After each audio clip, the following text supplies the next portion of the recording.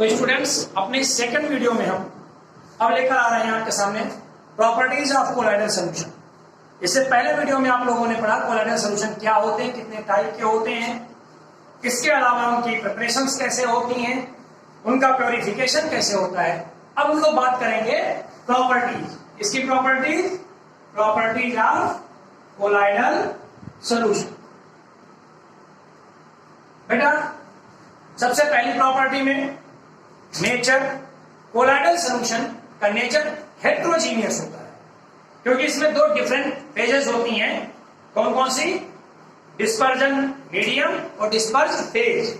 इस वजह से इसका नेचर कैसा होता है? हेट्रोजीनियस। हिंदी में विषमान की प्रकृति होती है कोलाइडल में। दूसरी प्रॉपर्टी में तो पहला नेचर हो गया, इसका नेचर कैसा हुआ?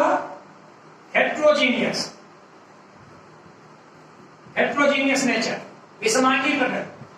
दूसरा, हम अगर साइज ऑफ पार्टिकल की बात करें, मैंने पहले ही कहा, आपको बताया 50 एंगस्ट्रॉम से लेकर 2000 एंगस्ट्रॉम के बीच में इनका साइज होता है।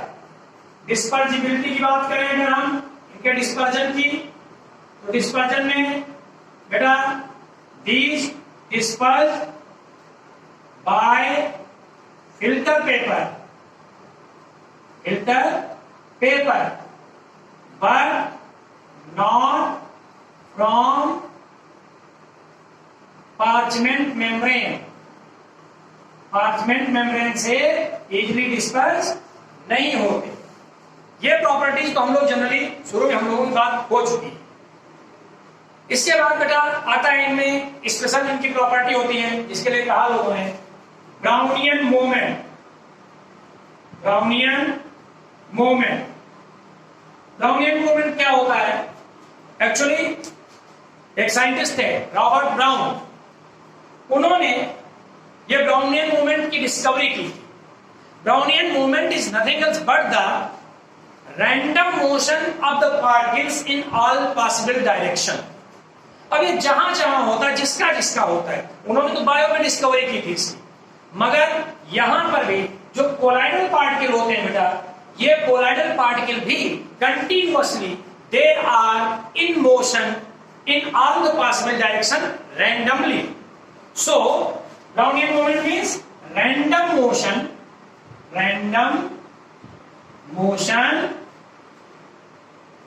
in all possible direction.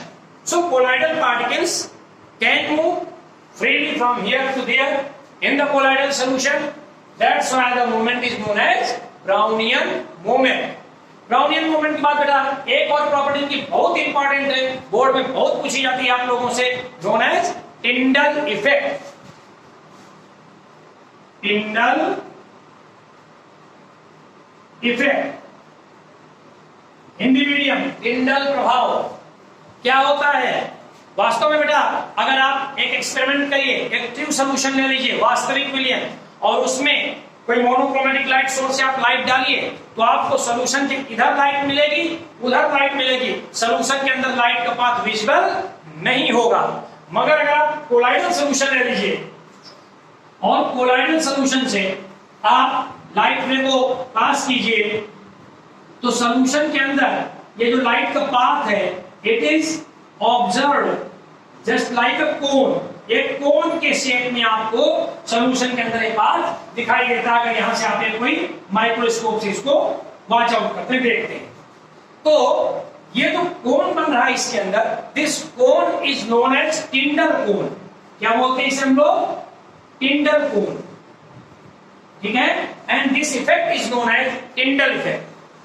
तो टिंडल इफेक्ट को आप डिफाइन कैसे करेंगे? When light beam passes through colloidal solution, the path of the light within the colloidal solution is visible in the form of a cone. This effect is known as Tyndall effect. The cone is known as Tyndall cone. इसका reason क्या है ये भी पूछा जाता है। What is the cause of the Tyndall effect?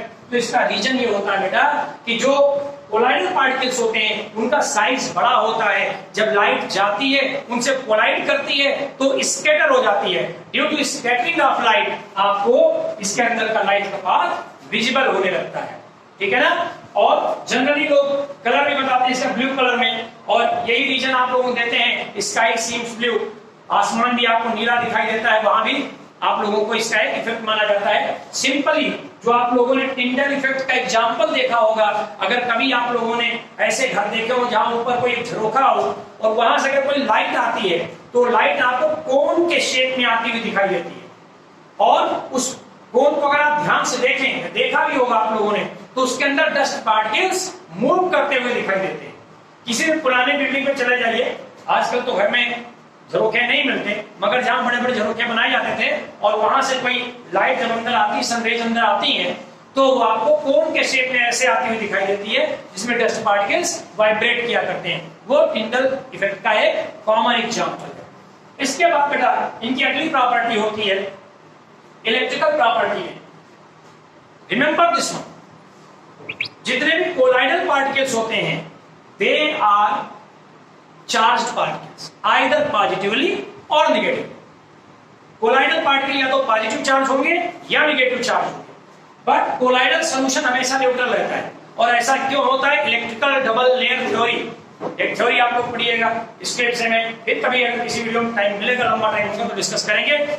Electrical double layer theory, उसकी वजह से कोलाइडल सॉल्यूशन जो होता है वो न्यूट्रल होता है, सॉल्यूशन में कोई चार्ज नहीं होता, मगर जो कोलाइडल पार्टिकल्स होते हैं वो कोलाइडल पार्टिकल्स हमेशा चार्ज होते हैं, आइदर पॉजिटिव चार्ज और नेगेटिव चार्ज। रिमेंबर, और ये चार्ज पार्टिकल्स हैं कोलाइडल पार्टिकल्स, अगर इनमें कोई इलेक्ट्रोड आप लगा दीजिए तो इनका मूवमेंट अपोजिट इलेक्ट्रोड की तरफ होने लगता है, जिसे हम लोग सिंपली टेट्राफोरेसिस या एनाफोरेसिस कहते हैं। Movement of colloidal charged colloidal particles towards oppositively charged electrode is known as electrophoresis। तो 6 इसकी प्रॉपर्टी क्या हो गई? इलेक्ट्रोफोरेसिस। इलेक्ट्रोफोरेसिस क्या है? मूवमेंट ऑफ कोलाइडल पार्टिकल्स, या सिंपली कह लीजिए movement of charged colloidal particles towards oppositely charged plate, oppositely charged electrode is known as electrophoresis। और दो तरह के होते हैं, कैटाफोरेसिस कैटायन मूवमेंट और दूसरी एनाफोरेसिस एनायन मूवमेंट। इलेक्ट्रोफोरेसिस के बाद बेटा इसका एक प्रॉपर्टी और आती है, और वो भी अभी भी मैंने पहले वीडियो में आपको बताया था, कोआगुलेशन। बहुत पूछा जाता है कोआगुलेशन क्या होता है। आइए कोआगुलेशन की डेफिनेशन को भी हम लोग एक लाइन में कैसे तैयार करेंगे। जो एक लाइन की डेफिनेशन मैंने आपको तरीका बताया याद करने का, in the form of reaction, वैसे कोआगुलेशन देखते हैं। इसे आप लोग नोट कर लीजिएगा, ये नोट करना पॉज करके, बाकी आगे कोआगुलेशन के लिए चलते हैं।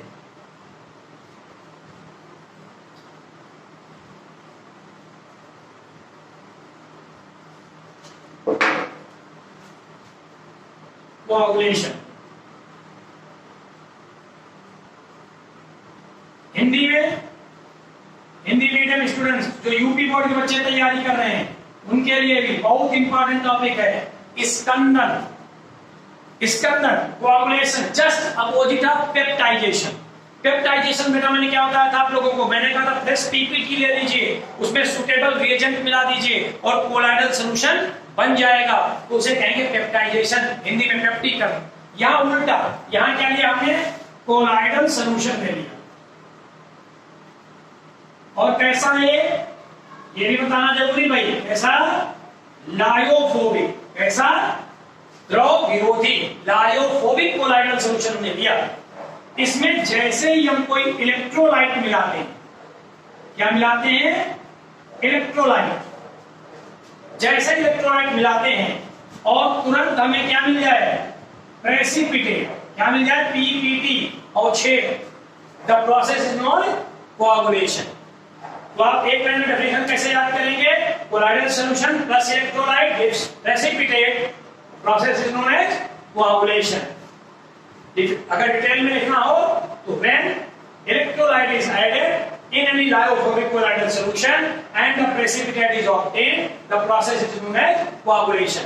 किसी द्रव विरोधी कोलाइडल विलयन में विद्युत अपघट्ट की थोड़ी सी मात्रा मिलाने पर यदि अवक्षेप प्राप्त हो जाए तो उसे क्या कहते हैं? स्कंदन कहते हैं, कोआगुलेशन कहते हैं। ठीक है, ये याद रखिएगा आप लोग। और यहां पर बेटा जो कोआगुलेशन है इसके लिए 2 रूल बन रहे हैं। एक साइंटिस्ट थे हार्डी सुलजे,